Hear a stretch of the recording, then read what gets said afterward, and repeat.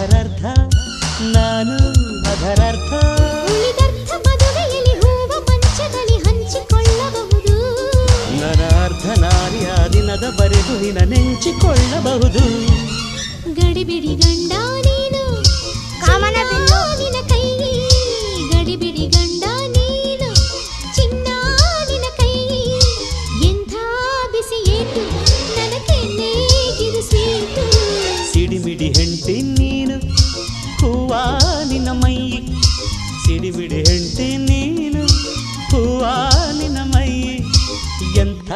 ಬಿಸಿ ಏಟು ನನ್ನ ಕೈಗೆ ಇದು ಸ್ವೀಟು ಗಡಿಬಿಡಿ